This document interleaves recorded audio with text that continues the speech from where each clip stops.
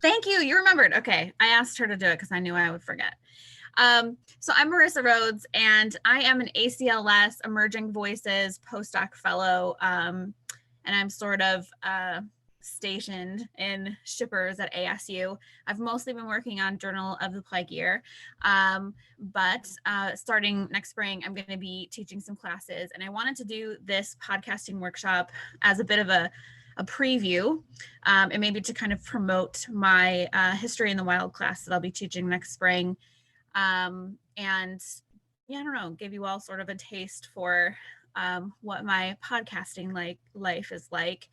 And I'm going to probably spend half the time kind of talking about process, because I know that a lot of folks who don't necessarily produce podcasts, or who might be interested, or who love listening to podcasts, they want to hear about the process, and I'm happy to share that. So I'm going to talk a little bit about the process of producing the podcast, and then I'm going to focus a little bit on some of the problems that my fellow podcasters and I have come across, because we're all academics and we're producing podcasts for popular audiences who are perhaps more used to pop history, and what that really means.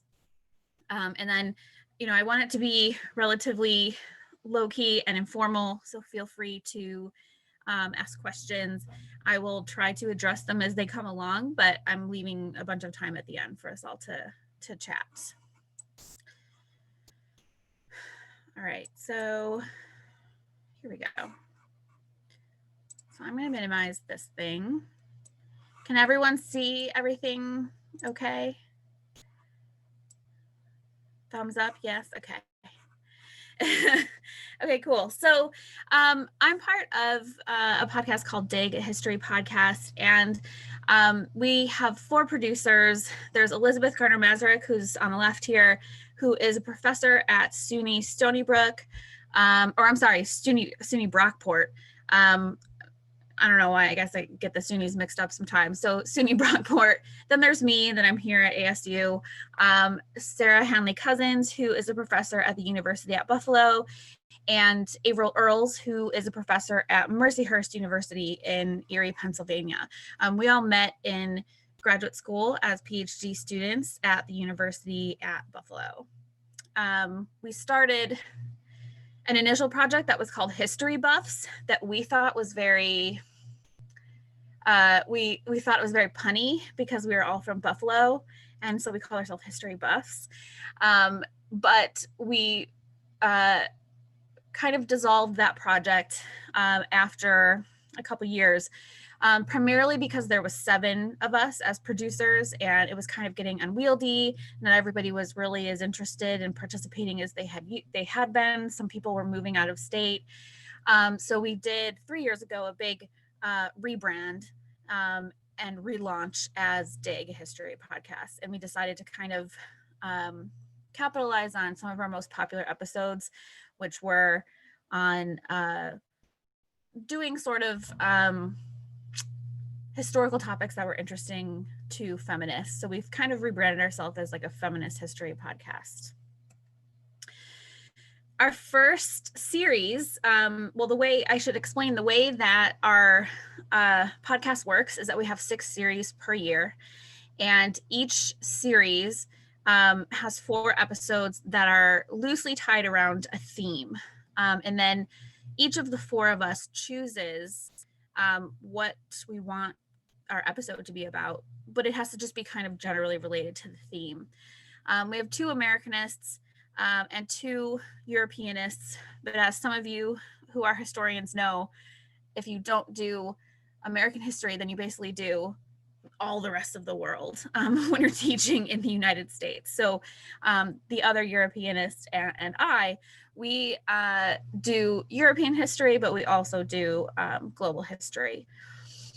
So the first series that we decided to do was sex, because we were like, okay, well, what's something that anybody is interested at any time, and that would probably be sex.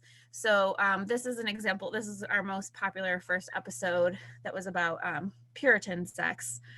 And we discovered something interesting that was not on purpose, but sort of informed the way that we chose our series moving forward. And that was that we had accidentally sort of matched up our sex series with the release and massive popularity of The Alienist. I don't know if anyone's ever seen it. I've only seen one episode, but it's about rent boys in 19th century New York City, I believe. And we just so happened to release one of our episodes about selling sex in 19th century New York City right around that time. And so we had this sort of massive influx of people who were finding our podcast because they were searching for things having to do with The Alienist. So moving forward, we decided that when we could, we would try to take advantage of what was kind of floating out there in the public sphere, things that people were interested in, things that were becoming popular, and try to give them some historical context for folks who were interested.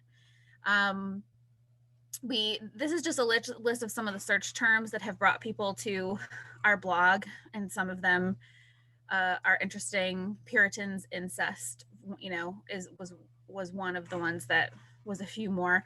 But this was just at the very beginning. We didn't have very many episodes. But yeah, it was kind of a cool find, and it's something that stuck with us moving forward.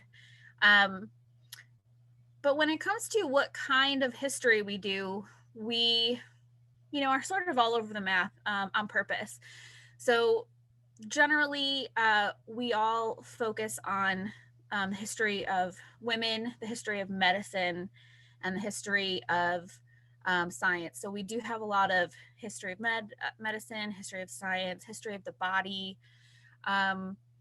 We have a lot of history related to the Civil War because one of our producers focuses specifically on the Civil War. And we try to get as broad of a range in terms of geography as well as topic areas as we can. But obviously we're limited by, our own resources, how much time we have to do research, as well as what our specialties are. We do have we do have times when we go outside of our expertise to do some episodes, and some of them turn out great. But generally speaking, we tend to kind of do something that is at least somehow related to our history expertise.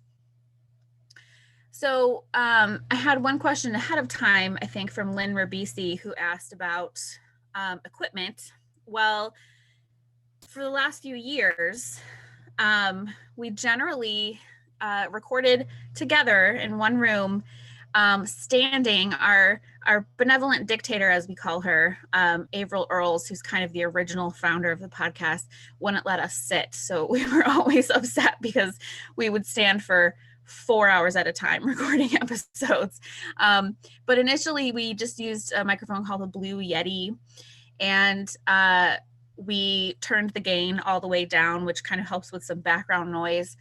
And we had to be really careful about speaking really closely to the microphone. It's hard because I'm the shortest, so I always had to wear high heels. So in here I'm wearing like 4-inch heels so that I'm a similar height to Elizabeth, because otherwise you would hear Elizabeth loud and clear, and then I would be kind of like lower in the background. So it was nice to be together, but as most people found when COVID happened in March 2020, we had to move to remote recording. So we moved to remote recording March or April of 2020. And now we use each of us has our own Mayono mic kit, which it's not a super expensive mic. We don't like to spend tons of money on equipment, but that we each have one of those, and then we record using our recording software, which I'll mention in a minute, while we're doing a Zoom. And so each of us records separately. And then we upload our separate audio files, and then I combine the audio files in the editing process. So that's kind of what we do now. So here's a bit of a look into how this process works. We have a producer calendar where we choose themes for all of our series for the year. And then we all here kind of pick our own topic. So for each series, each of us picks our own topic that we're interested in doing, and we are the lead on that particular episode of that particular topic. And then we have one supporting producer who produces the episode with us, but doesn't write it or anything like that. They just kind of they read the copy, basically. So every episode has two of us on it, and we try to mix up who is with whom on each episode. By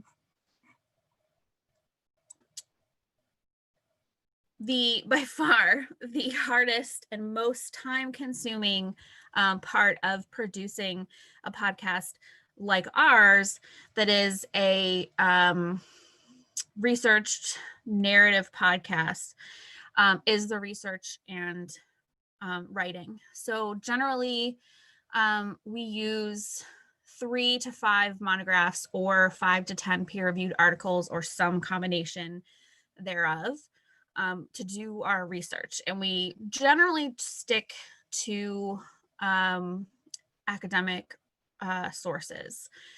And then we also try to use primary sources. Some people use more than others. I tend to use tons of primary sources because that's just what is interesting to me. Some of the other producers use fewer of those.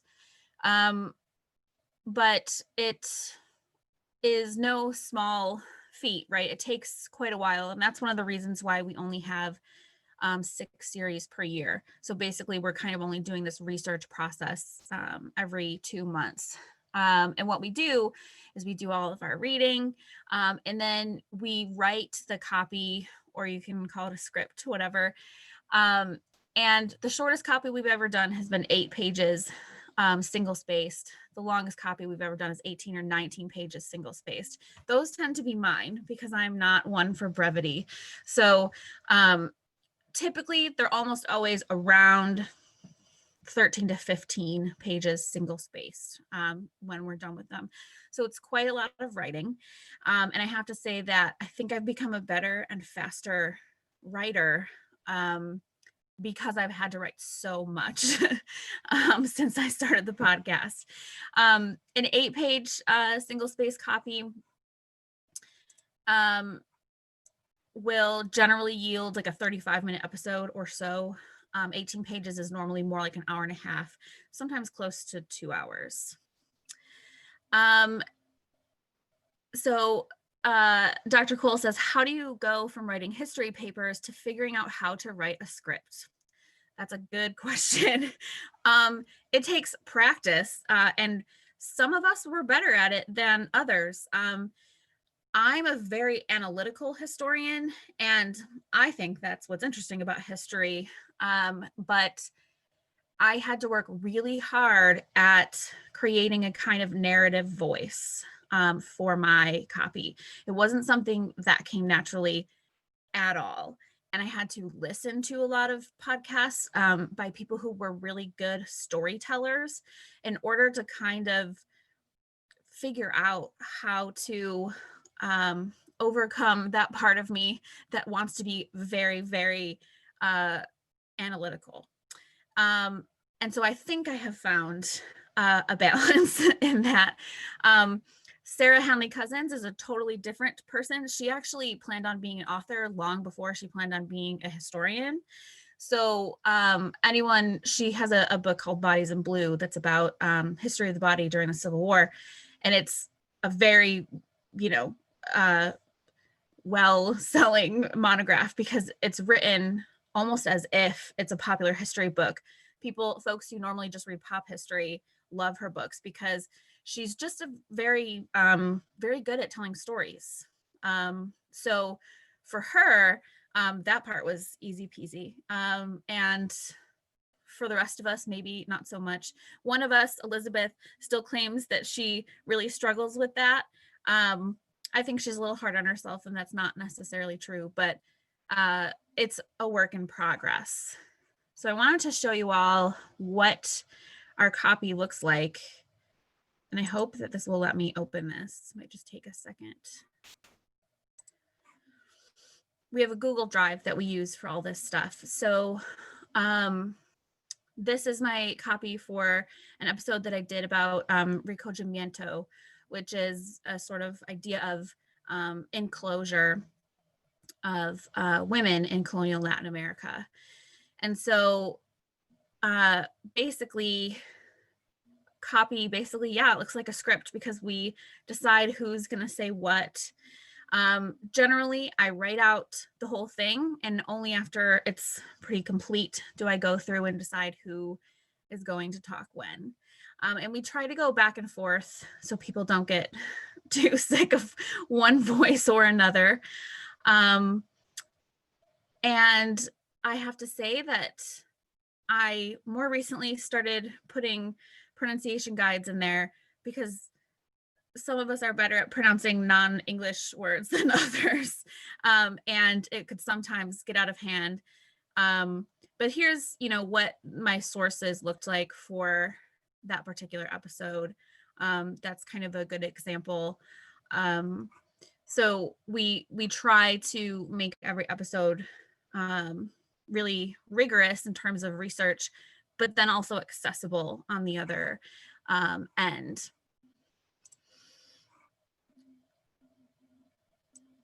So Chris says, would you suggest a podcaster learn to write as a writer? And I would say, yeah, I mean, I think it is really important to, to be a good storyteller, right? Because reading a really interesting, very analytical history on a page is quite a different experience from hearing someone say it out loud.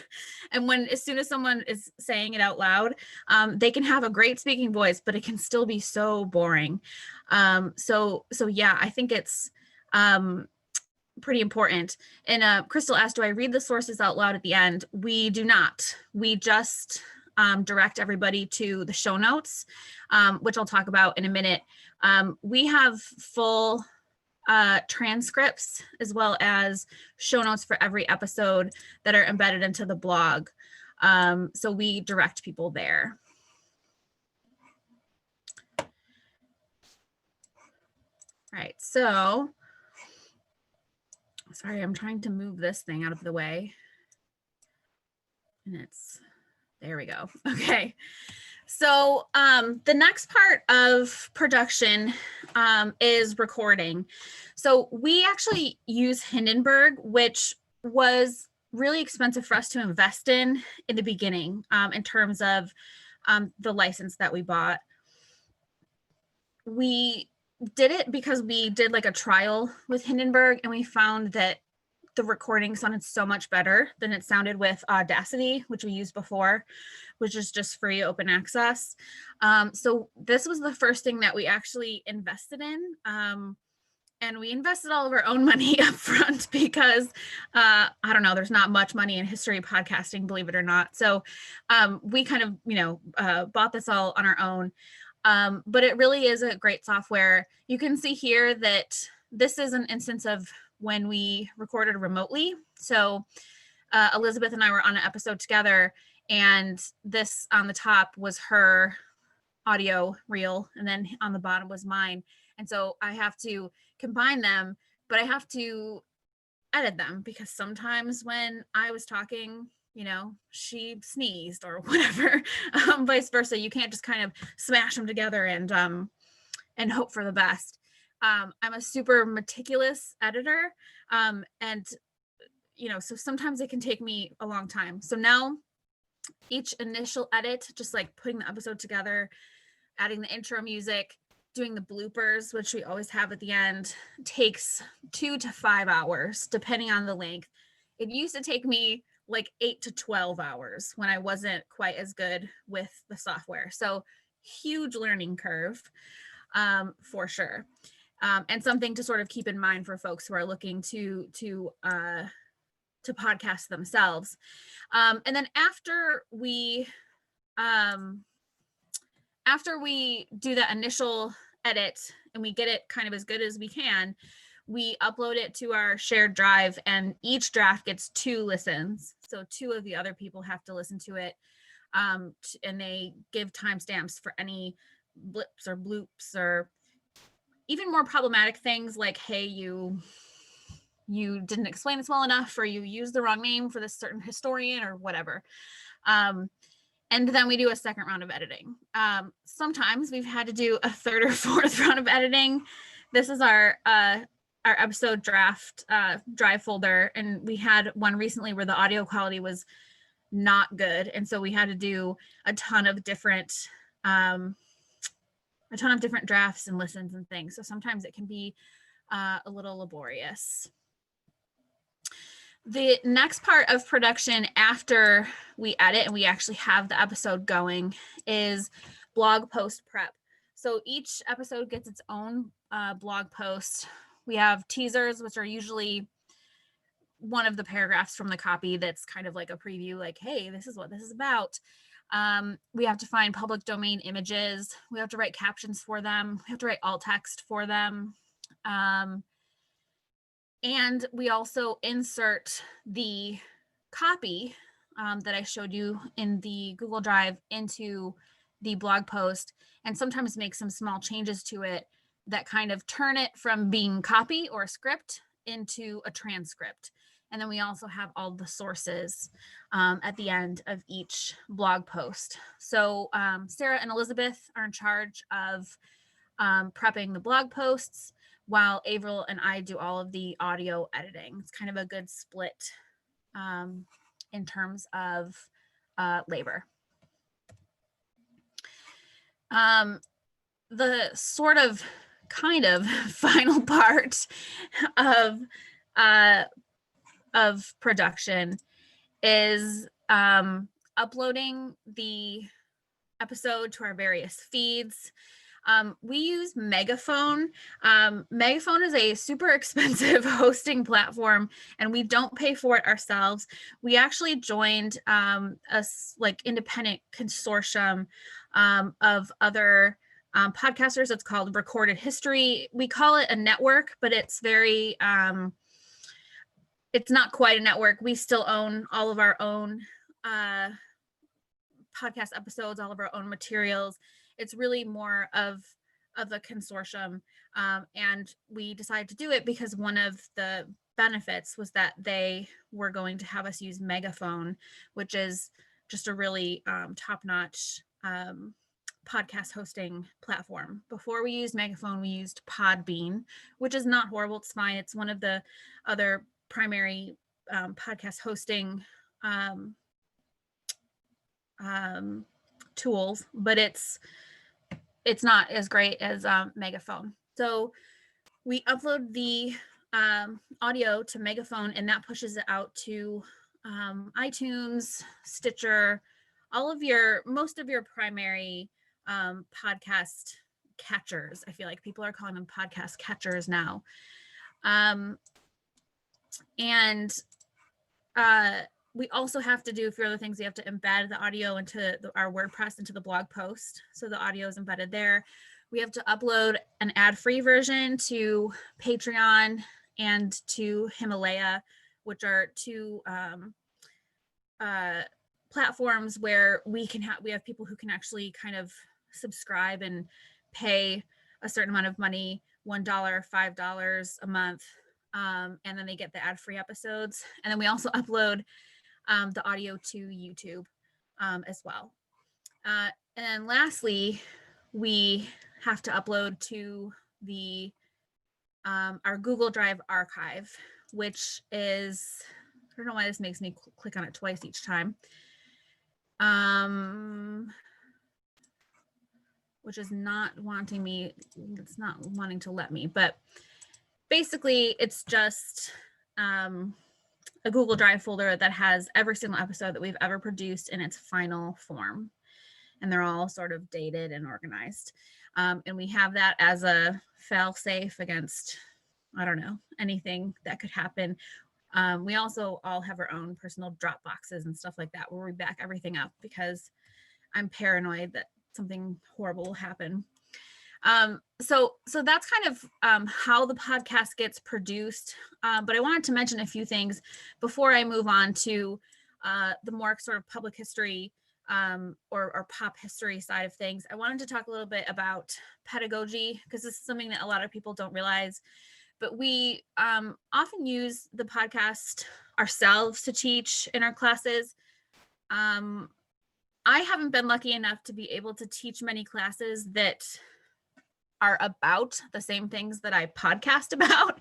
So I myself don't use my podcast all that much in my own classes. Some of my co-producers were a little more lucky in that respect. But we also try to, every single series, have at least one episode that is ideal for teaching at the AP, maybe high school, definitely college level. And then we have a page with teaching resources for folks who want to use our episodes in their lesson plans. And then we also have some of these lessons that we've developed. We've also uploaded to Lyceum, which is a audio learning platform that was launched by our friends at Himalaya. They kind of use it's kind of a way for teachers. They can use Lyceum to pre-vet any of the audio that they're going to assign to their class. So if they want to use, a YouTube channel or a podcast to, as content for their class, if it's on Lyceum, then they know it's been pre-vetted because, information literacy matters, right? I'm going to read a couple of the questions now before I continue. After you finish editing, how long does the typical audio file take to render? After I finished editing. I need clarification on that question, so I'll ask Chris to clarify in a little bit. Not a big deal. Yeah, so I just wanted to give people a heads up in terms of that. So we've tried to make the podcast work for us in many different ways and to work for other folks in many different ways as well. We have tons of people listen just for pleasure. But since we are academic historians and we are doing this very in-depth research, why not share that with students who are bored of hearing their teachers talk, right? All right, so these are just some examples of, many of us have taught podcasting classes, and we've had our students create their own podcasts for assignments. We also ran a podcasting camp at a local private school here in Buffalo. So we try to always sort of integrate our podcasting with our teaching. And then here's the part that overwhelms people, and I always feel bad for it, but these are all the other things that we have to do to keep the podcast going. Website and social media management, we split that between the four of us. Media kit, so this is kind of a preview of our media kit. We have to put together a media kit and kind of update it every 6 months or so because we get interview requests and things like that. We've had interview requests from, I think I was on BBC News. We paired up with PBS at one point. So we realized really quickly that we needed these like very fancy PR tools in order to survive in that environment. We also design and sell all of our own merch. Avril Earls has about 15 years experience doing PR and marketing for Cabot Cheese. She's worked for Cabot Cheese like ever since high school. And so she is our merch designer. And, she's not a classically trained professional in that area or anything, but she does a pretty good job. We also do all of our own fundraising. we don't do a ton of that. We're not like rolling in much dough or anything like that. Right now, we've just gotten to a point where the podcast is slightly more than self-sustaining. We also do conferences, talks, and we do a lot of project and award applications for various awards, or to do workshops at various conferences, things like that. Perhaps most importantly, we now have a book project that has grown out of the podcast. And a question from Crystal Henning: do you have employees to help you with everything? No. We have no employees to help us with anything.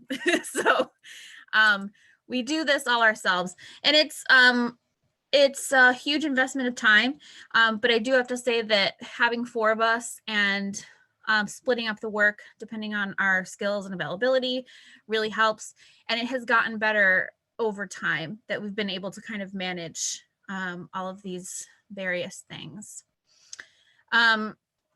So I wanted to,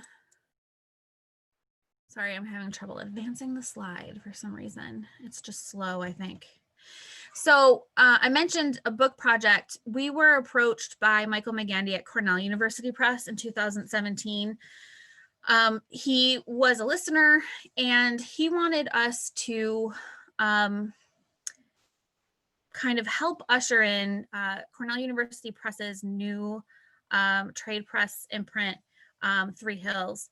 And he wanted us to build off our brand as women academics who were doing feminist history, or history that matters. And I'm going to talk about what that means in a minute. But he wanted us to write a book with collaborative authorship. So all 4 of us are writing, and he wanted us to break the 4th wall. He wanted us to talk about ourselves as human beings, but actually also do history. So we decided to write a history of Lilydale, New York, which is a spiritualist community that's right near where we all live.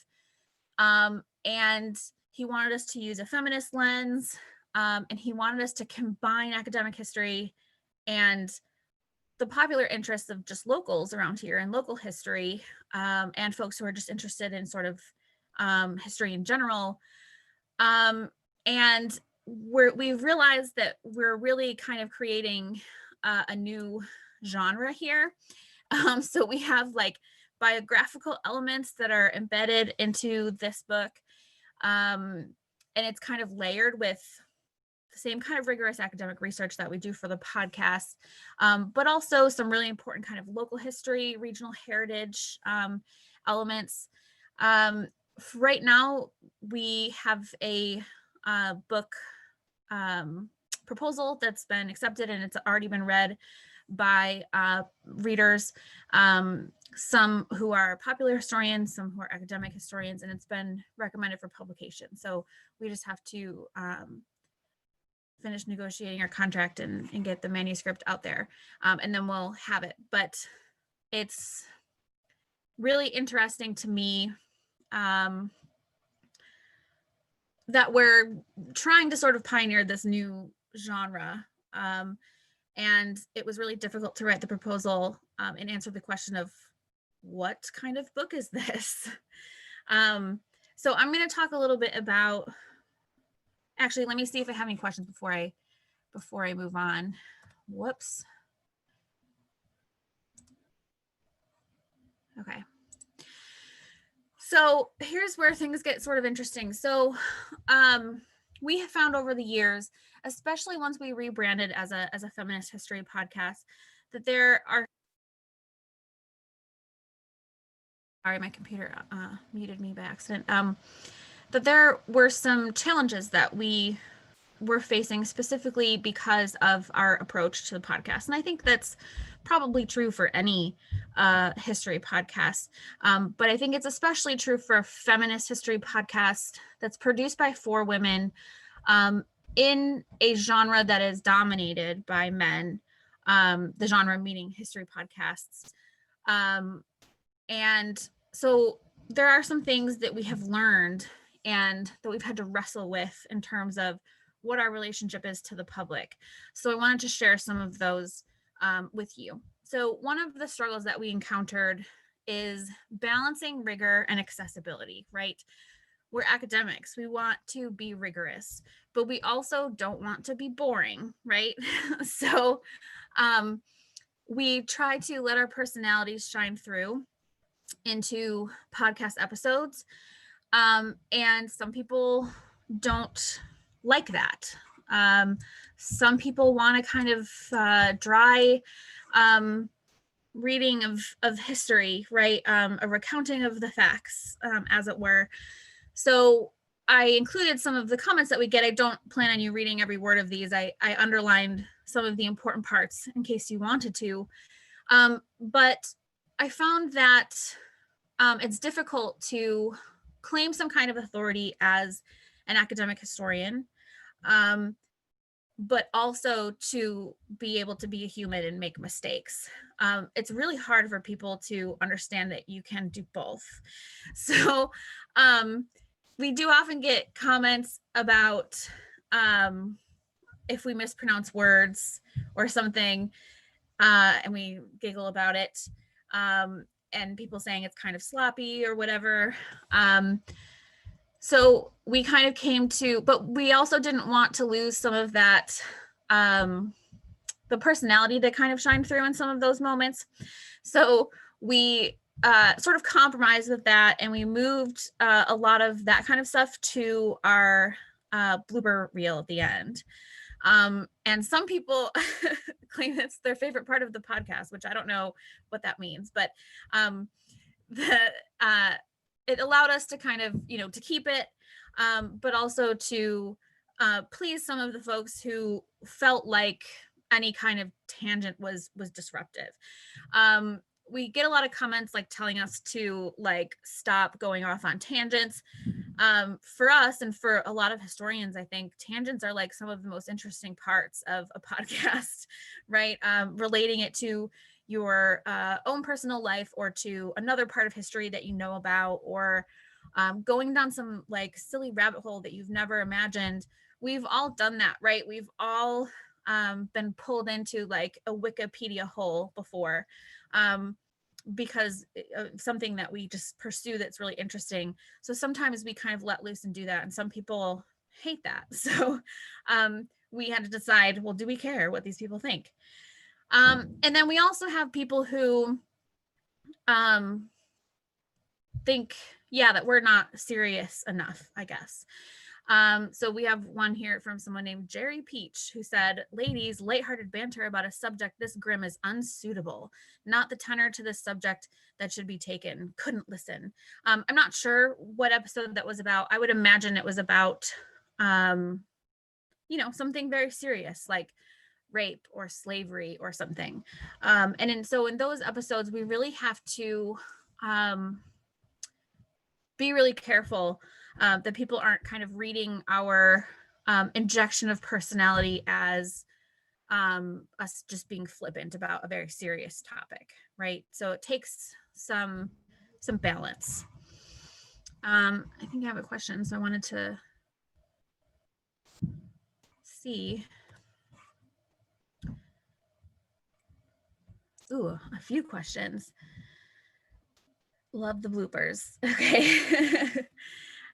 Yeah, and I agree. Lynn says history only comes alive with stories and personal involvement. And I think so too. I think a lot of folks do really appreciate it. A lot of people have said, like, oh, I was never really into academic history before, but I can actually listen to you because you are like human beings. It's not like reading a textbook, right?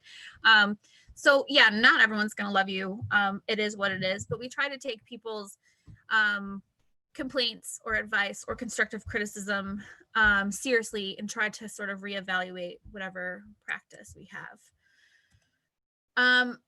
Now, one of the biggest problems that we encounter is that when you are interacting with the general public, nuance, which is super important in doing academic history, becomes flattened. And you encounter the persistent idea that there is such a thing as objective history. And this really comes down to the fact that popular history or people who are history buffs, I should say, don't fully understand what historians do. They don't understand that historians do research and make interpretations, and that there are, more fair interpretations, there are less fair interpretations, there's well-supported interpretations, there's poorly supported interpretations. But there's not exactly objective history as to what did happen and what did not happen, right? Because historians are humans and humans are subjective, so history is subjective, right? And I think that's one of the things that people learn in grad school about history, is that doing history is an interpretive act, rather than just a catalog of things that happened, right? That's being an antiquarian or a cataloger or whatever, which is great in its own right, but it's something that's different. So we found that a lot of the times, very nuanced points that we are trying to make are just entirely lost. And we tried to make those things as accessible as possible, but I think sometimes folks just kind of hear what they want to hear. So we had an episode that was about devshirme, the Ottoman practice of enslavement and castration, and the castration of young boys and turning them into Muslims, and having them kind of serve as slaves at court, right? And we tried to emphasize the power and agency that some of these enslaved folks had on the Ottoman Empire and Ottoman society. But we also emphasized how horrific any form of enslavement is, and how kind of horrible it would be to be a young boy ripped away from your parents, right? And castrated and all these different things, right? So we talked about both, but some people don't hear both, right? So we had someone who claimed that we were glorifying slavery and saying that slavery was awesome or whatever. And one of the comments in response to this glorification of slavery thing is one of my favorite comments of all time, and I kind of want to like put it on one of our shirts.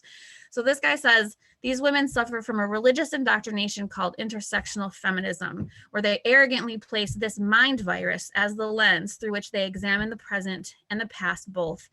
And in that world, the white man is Satan. So he claims that we have been revising Ottoman history and whitewashing it, and they're the biggest rape civilization in the history of the world, and they're horrible, whatever, right? So aside from the idea that intersectional feminism is a mind virus, that entirely essentializes everything that we are trying to say in the episode, right? We're not trying to produce propaganda, right? Because that's not what historians do. We're trying to provide thoughtful interpretations, and we often also always provide interpretations that conflict with our own, and describe kind of, well, some historians think this, while other historians kind of think this other thing about it. Here's where we fall based on our evidence and interpretation, right?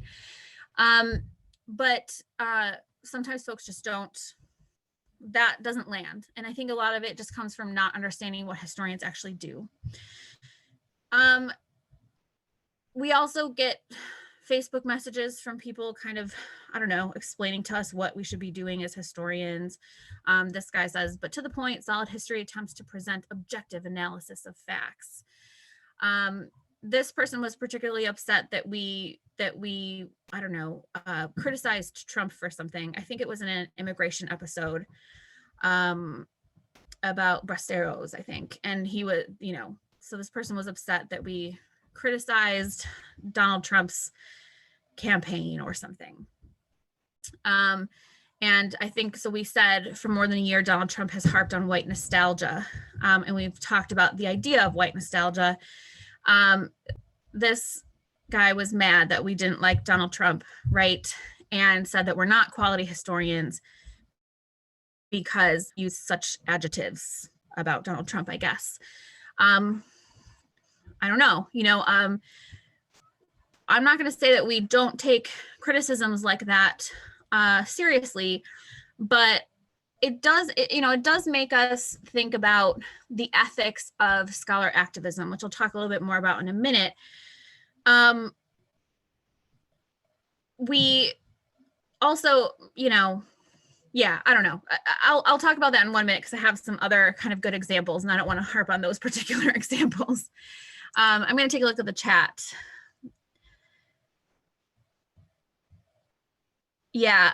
So Chris says, this is why I want to work what historians do into at least the high school level, if not earlier. Yeah. And I think that's part of it too. There's this kind of re-education process that happens at the college level of what is actual history? Is it actually just like being proud of your, patriotic, your country's history? Or is it, interrogating that history, questioning that history, thinking of different ways to interpret that history? I would say that at least with the students that I've taught at the undergraduate level, their first experience of actually doing history is in college. So I wanted to talk a little bit about the ethics of doing scholar activism. So we purposely branded this podcast as a feminist history podcast, and we decided very early on that we wanted to do history that mattered. We didn't want to just do history for funsies. We didn't want to just like point out interesting things about the past or whatever. We wanted to do history that informed folks about something that was going on today. And I love this quote from Heather Cox Richardson because it explains exactly kind of how we decided to kind of handle this idea of scholar activism. And that is the past informs my work on the present, not the other way around. And this is something that's really difficult for folks who are not historians to understand, is that we're trying to bring context to the world as it is today, and to highlight the folks who aren't really talked about all that much in popular histories or in history textbooks, to try to bring a broader idea of, what it means to be a human living in this time, right? So for us, the past informs how we think about the present. We're not retroactively taking liberal progressive ideals and applying them to our interpretation of the past. I'm sure a little bit of that goes on because, as I said, history is an interpretive act. But we are historians who, just like any other historian, seeks to find a balance between being true to historical folks who lived at that time and how they experienced the world, and also trying to find something new about what happened, a new interpretation and a new way of looking at it for us now, right? So we do care about, being true to the lived experience of people at the time. That's an important part of doing history, and we try to find a balance. So because we do history that matters and we kind of define ourselves as scholar activists, we have a lot of haters, right, for that reason. And a lot of the times, I think folks would come to our podcast thinking, okay, this is going to be some grand narrative of like, I don't know, all of these battles that happened or whatever. And then they get pissed off because that's not what we do. So we are often blamed of having a social justice warrior, fourth wave feminist slant, or for blaming everything bad in history on white males. That part is particularly irksome to us because just by amplifying and highlighting the history of people of color, of women, of immigrants, of the disabled, of the mentally ill, folks who are often kind of excluded from the general narrative, we don't have to say anything about white men at all, and then we're accused of hating white men, just because we decided not to focus on white men for a minute, you know?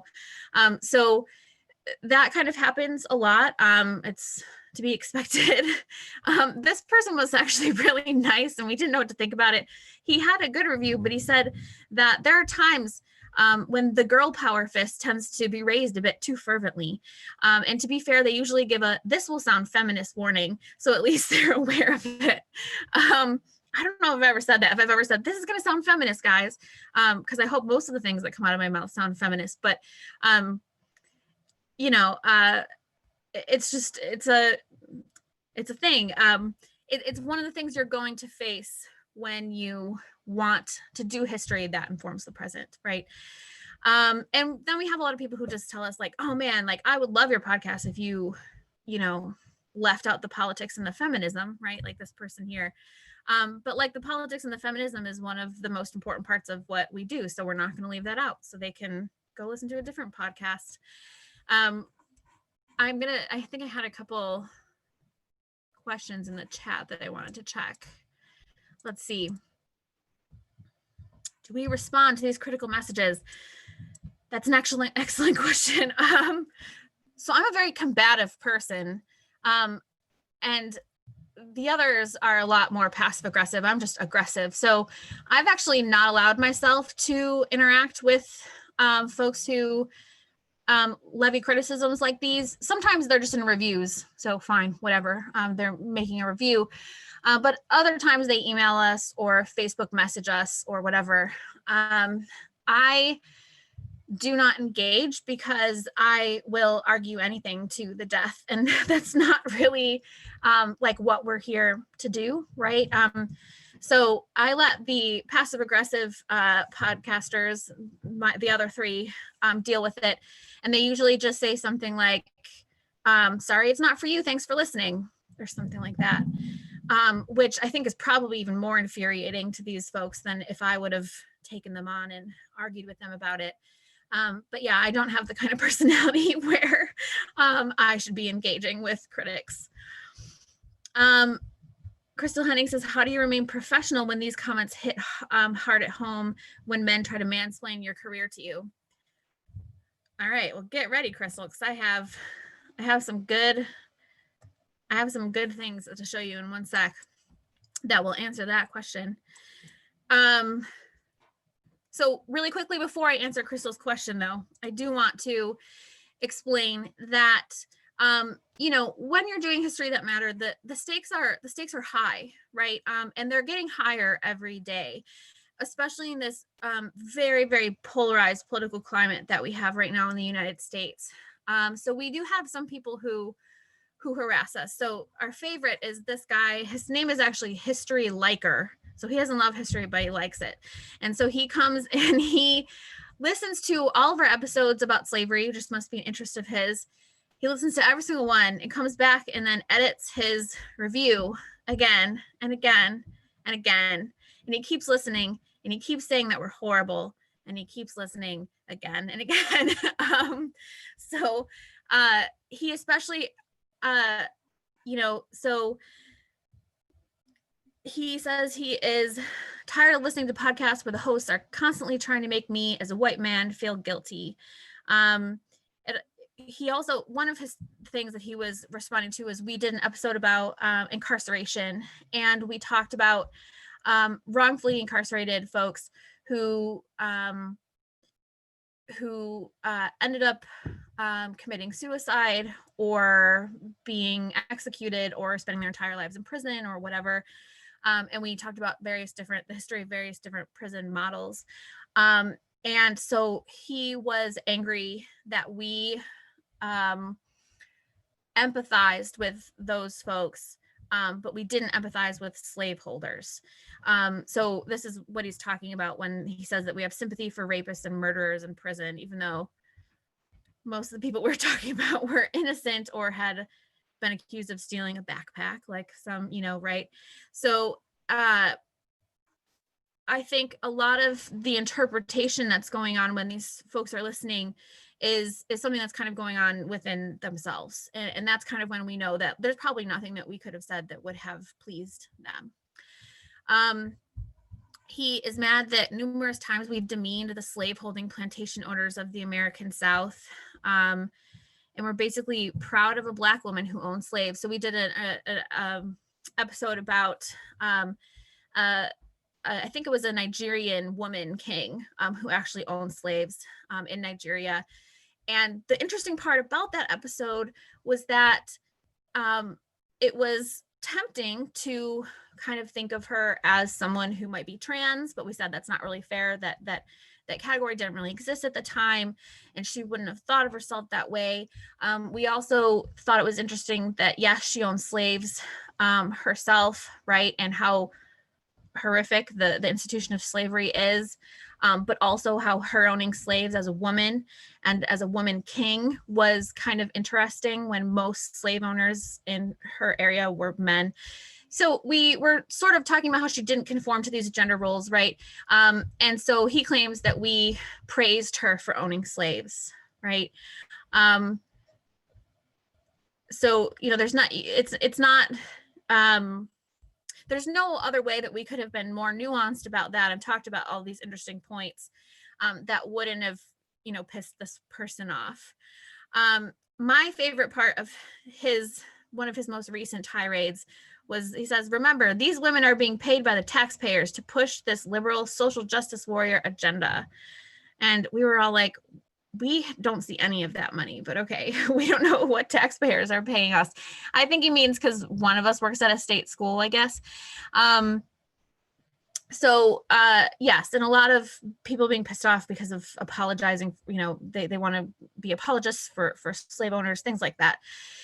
I think when it comes to folks who insist on harassing you like that and insist on taking issue with everything you say and twisting all of your words and flattening all the nuance that you've worked so hard to create, they're just going to do it, and you just have to let them do it and whatever. I have these two things that I'm actually going to skip for now. We can talk about later if we have time, but it's one of the things that worries us most. There's now a lot of conservative watchdog groups who report professors who they feel are teaching with a liberal bias.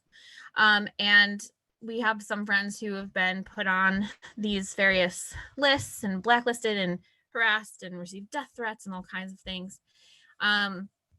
So the stakes for doing this kind of history, I just want to be clear, are getting higher. I think they're high and they're getting higher now. So to answer Crystal's question, I have some examples of what it's like to be a woman doing history in a man's world. I don't know, that's kind of dramatic, but we do get a lot of just sort of sexist comments, like, I don't know, this one was on Instagram where this guy just called us disgustingly obese. Someone asked if these girls are on crack. Someone, this is kind of a mansplaining thing. I made a joke about the Napoleon complex in one of our episodes. I didn't say Napoleon was short. I made a joke about it. And, you know, this guy was like, oh my God, you're, you know, perpetuating the myth that Napoleon was short. He was not, right? And then we have some people who say that the reason that our history is so bad is because we're women, right?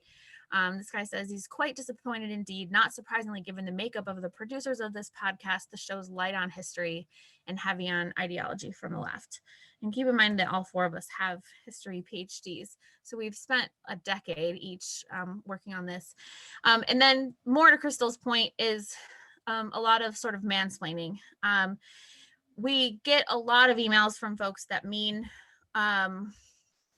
well, and that are listeners and they're valued listeners, and we continue to value them as listeners, but they do, you know, mansplain the hell out of some things.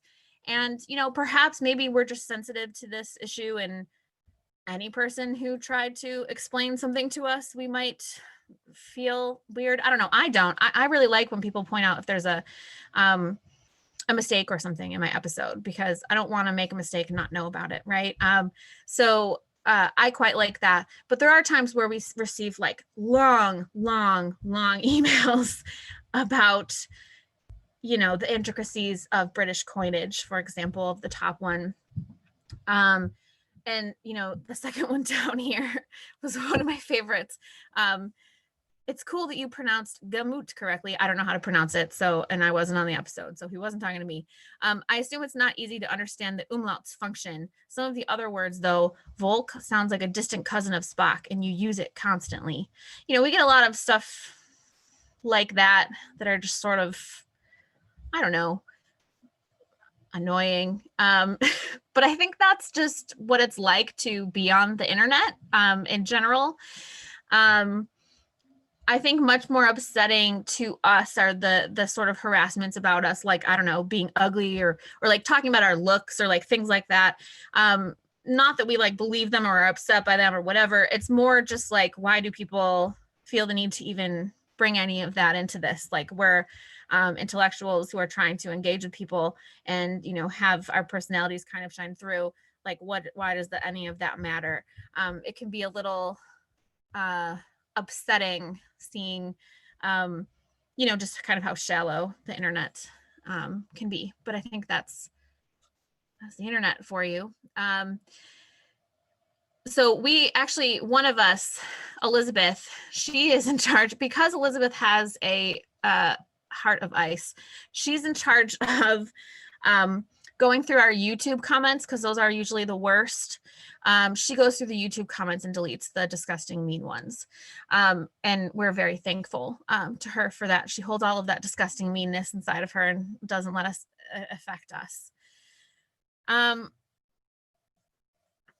Daniel Lopez says, historian Christopher Browning says, attempting to understand history is not the same as excusing or condoning. Yeah, exactly. I would agree. Yeah. So yeah, and we do have the most infuriating part, I think, is when we have mansplaining like this in the first thing. He's mansplaining, you know, coins to me, but he also talks about the designation of a town as being a city and what that actually means. And I know what all of that means because I work on 18th century London. So I know what that means, but I used the word city colloquially because I was doing an episode for the general public, right? I'm not doing an episode for 18th century historians. So the most annoying part for me is when I didn't make a mistake and I made a conscious choice to do something like that. And someone is like, oh my God, you're obviously an idiot historian, right? But you just have to take that with a grain of salt. That's just part of translating academic history into public history or into popular history. So the next question that I have is it worth it? Yeah, and I think that it is. So I think all of the sort of really difficult grappling that we have to do in terms of academic versus public history, that is by far the hardest part of having this podcast. But I think that it's absolutely worth it. So this was these were our listens in the last 30 days. So almost 15,000 listens in the last 30 days. These are currently our fastest, our most listened to, most downloaded episodes for just this week. And, these things tell us that, people are listening, and they're not just listening once, they're listening and they're listening again, and they're coming back, and that they appreciate what we're trying to do, and that they appreciate nuanced history. They appreciate all of this hard work that we do to kind of translate very rigorous academic history into a product that can be consumed by general audiences. And I won't stick on this one too long because it's just people praising us and it makes me embarrassed. But we do have many, many more really good reviews and comments and emails from folks than we have negative ones. So even though the negative ones do sometimes get us and do sometimes make us question, what we're doing here, I think in the end that it's worth it.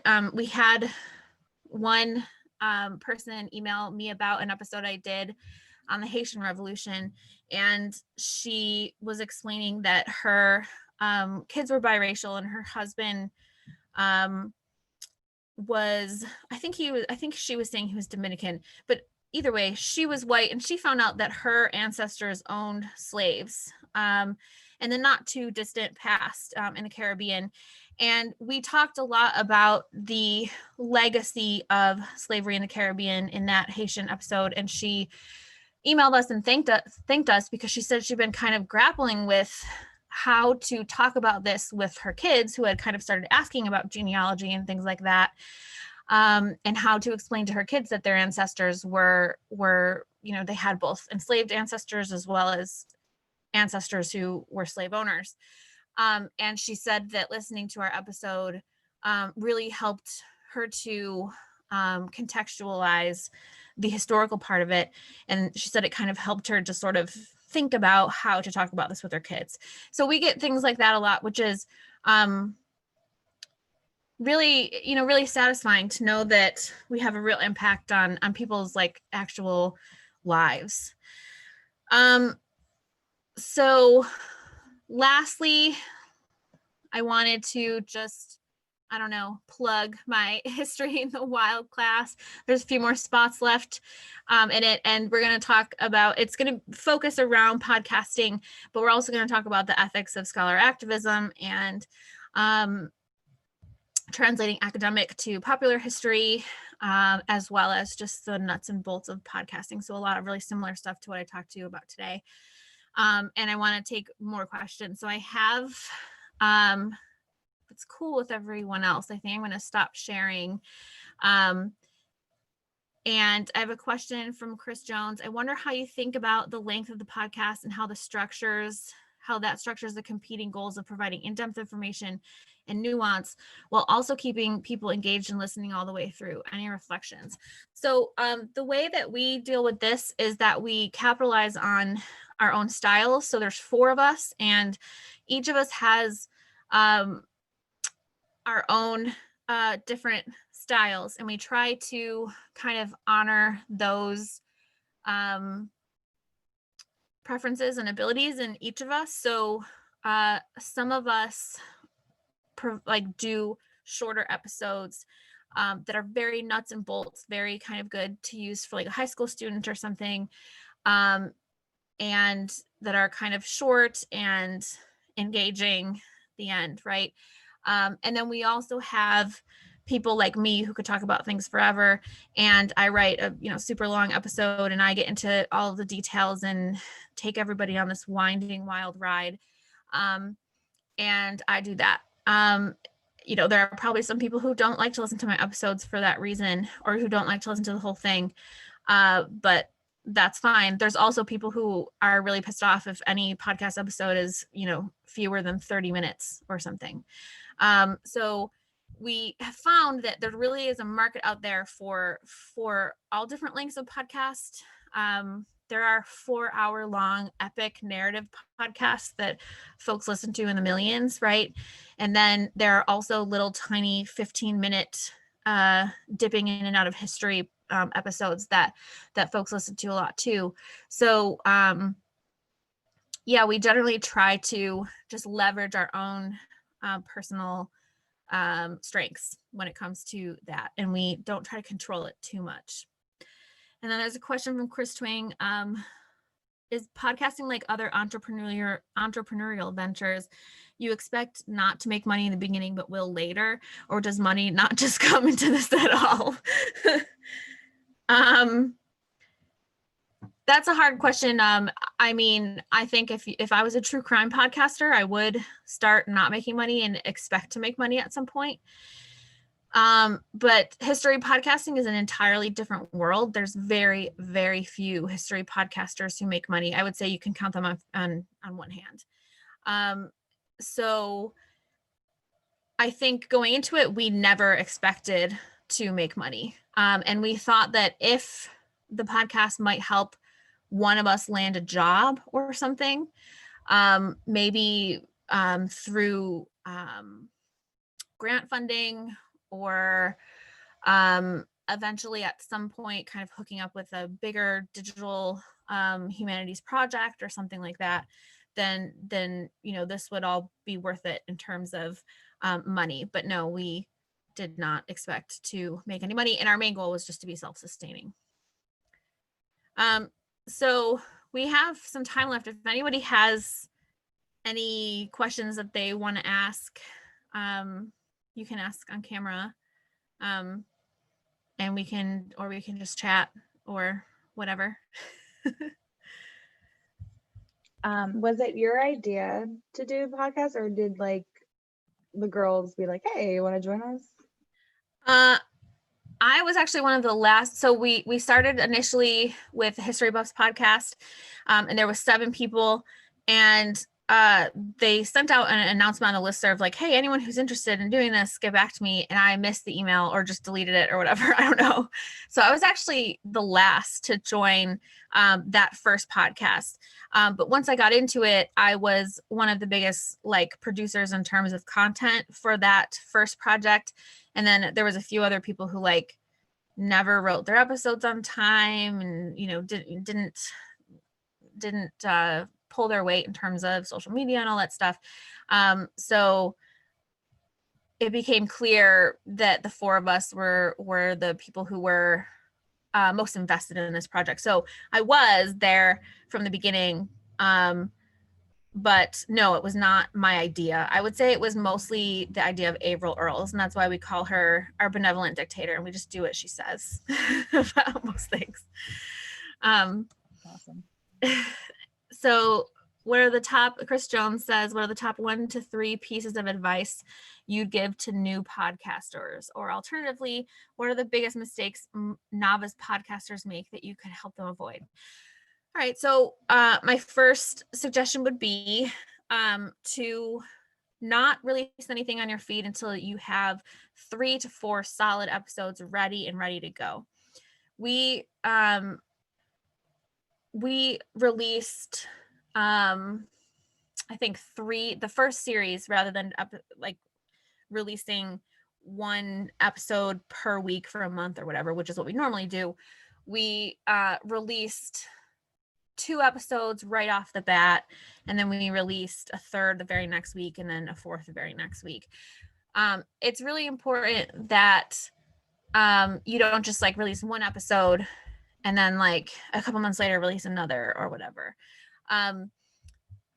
If you want listeners to sort of take your podcast seriously and have a feeling that you're kind of going to be around for a while, consistency up front is really important.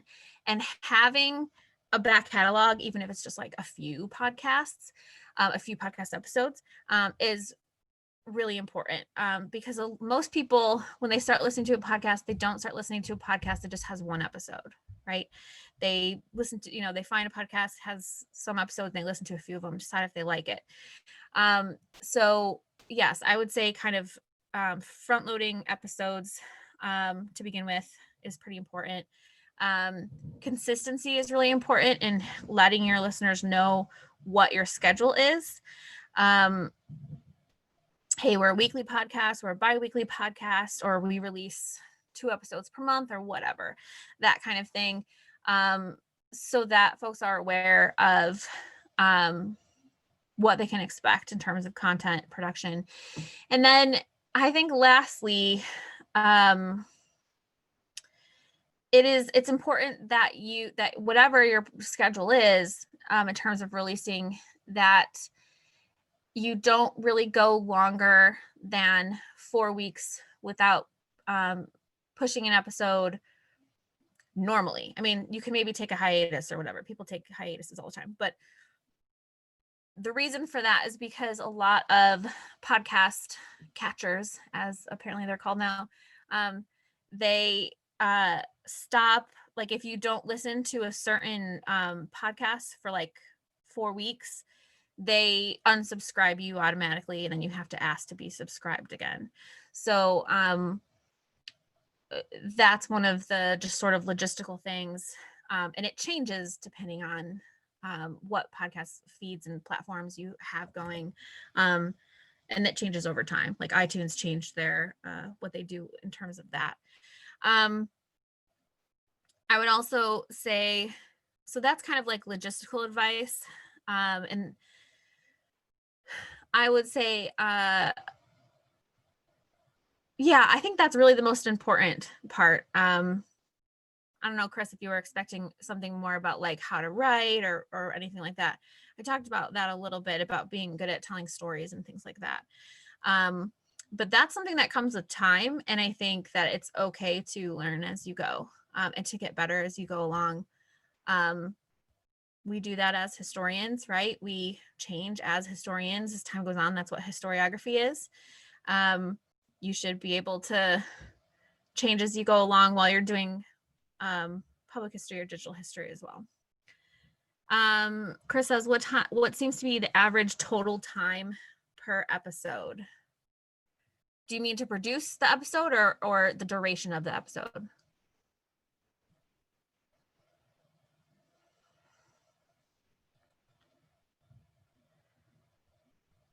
To create the thing from start to finish. I mean, I would say like 3 weeks. We do it over the course of 3 weeks.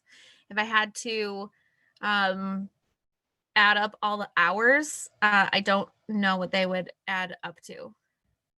Chris says 25 hours plus research time. Sounds good to me. That sounds about right. Lynn says, do you go out and try to find sponsors? What's your marketing, the blog, social media, website only? No, we ask people to join our Patreon every episode, and those really are our sponsors per se. We don't really want to have like institutional or corporate sponsors for the most part, because we don't really want to be beholden to anybody. So there were times when we were still in grad school where the University at Buffalo would kind of act like they wanted us to become an official UB sort of project or something, or like hook up with the Humanities Institute there. And we resisted that because we didn't really want, to have to answer to anybody but ourselves. And we still feel that way now. We don't want to answer to anybody but ourselves. So in terms of sponsors, no, but we do apply to some like small grants, and we have won some awards. The American Association for State and Local History, we won an award from them for doing our some of our more local history episodes. And yeah, I would say that most of just getting us out there is social media, the blog, social media, and those are the primary things. I mean, that's where most people, strangely, most of our international or national news interviews and things that we have done have been, they found us through YouTube.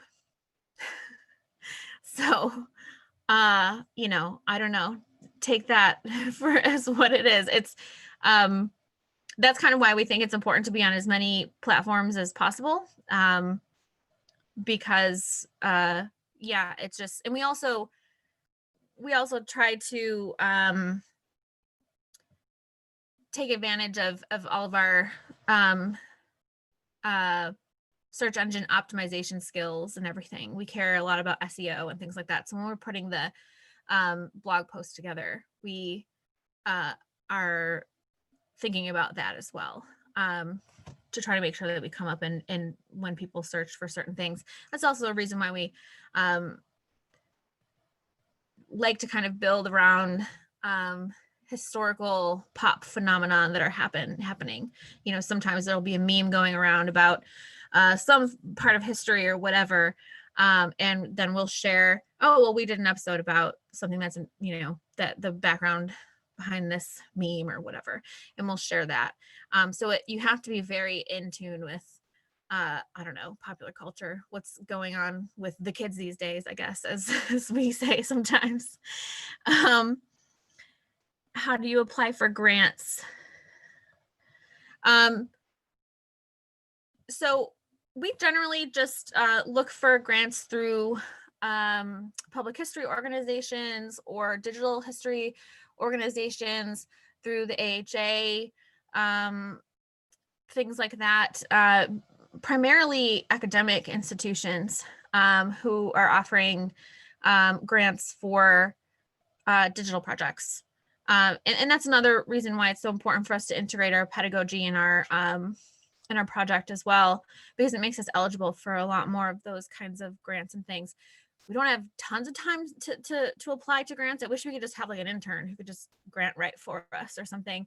But we fit it in when we can. And then Chris Jones says, speaking of kids these days, what do you know about the demographics of your listeners? Our listeners are generally, the biggest group of listeners are in their late 20s to early 40s. So kind of around our age. And our social media engagement is a little bit different. Whenever we use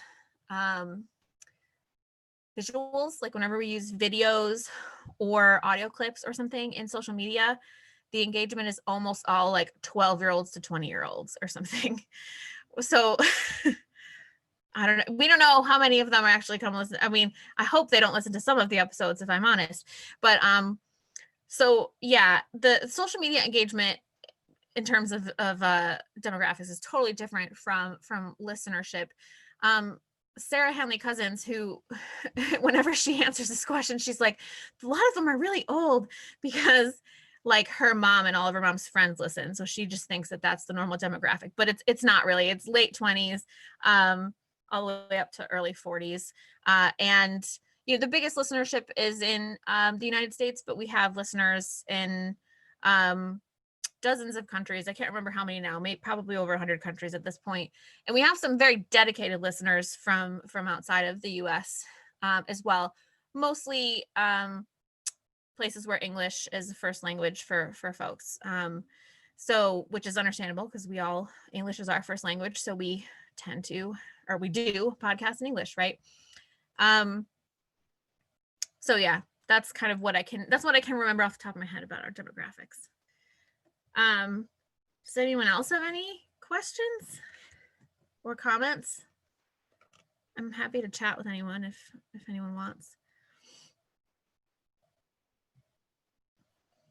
Right now I'm a high school history teacher, and with podcasts, is it more just to like make one and have them listen to it, or to actually get my students to do one, or both? So you mean how to use podcasts in the classroom? Like what's the best way to use podcasts in the classroom? Is that what you're asking? Yeah, and then also, would it be beneficial, or could my students be able to make their own? Yeah, I think so. I try to integrate a multimedia project into every single one of the classes that I teach, and I teach at the undergraduate level, but you know, most of my classes are freshmen, undergraduates, not super different from high school. And I try to have a multimedia project. I don't hem them in terms of what kind of multimedia they want to do. I mean, they can make a video, they can make a vlog, they can make a podcast, whatever. A lot of them choose to do podcasts, I think, because it's one of the more accessible, high-tech options. It's like still high-tech and kind of cool, but it's still something that they feel like they can do. Yeah, I think it's really great to have people create their own podcast. It's a totally different set of skills than like writing a history essay or like writing a DBQ or whatever. It's a totally different set of skills.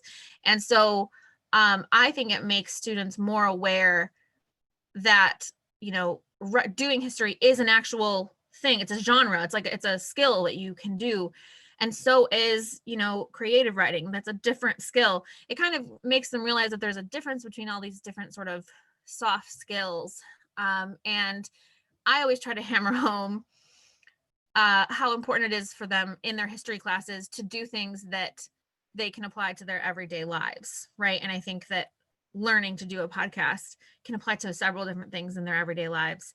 I'm kind of a applied humanities advocate, right? Because the humanities are in crisis right now. And folks need to know that the humanities have a direct impact on their everyday life. So creating a podcast is one of the ways of doing that.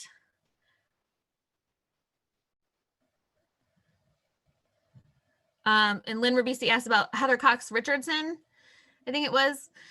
She's an American historian who has blown up on the national news scene. So she uses history, American history, to kind of inform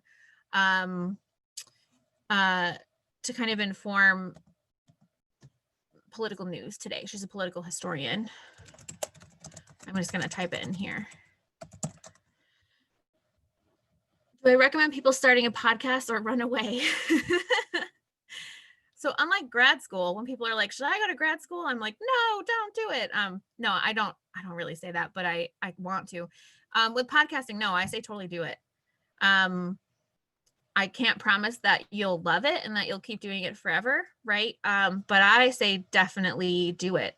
I asked myself if I didn't have any listeners, if this still would have been a valuable venture for me, and it absolutely would have. It's probably the only reason I was able to finish writing my dissertation was because I had such a volume of writing to do for the podcast that I had to get over all those little mental blocks that tell you to, okay, well, I just need to think this through first before I write it or whatever. No, I just had to write. I had to write 20 single-spaced pages, every month, and I had to do it. And all these other people were counting on me, and there had to be an episode that had to happen. So it made me get past those blocks. And quite the opposite from distracting me from writing my dissertation, it made me a better writer by a lot. I'm one of those people now who thinks that being a better writer, you just have to write as often and as much as possible, because that's how it worked for me. So I would say, I know a lot of you are in grad school and a lot of you are teachers, instructors yourselves, that I would say absolutely do it. I don't really see, I don't think it's a huge risk. It doesn't take tons of investment up front. I say do it. And Chris Jones says, those in 580 will meet Richardson soon. Yeah, I remember you told me that, Chris. Okay, well, we can finish up now. We're kind of at the end of our time. Thank you all so much for coming and listening to me talk for an hour and a half. I really appreciate it. And I really appreciate your thoughtful questions. I love kind of interacting with people and hearing their thoughts and sort of sharing this journey with all of you. Thanks so much for coming. I appreciate it.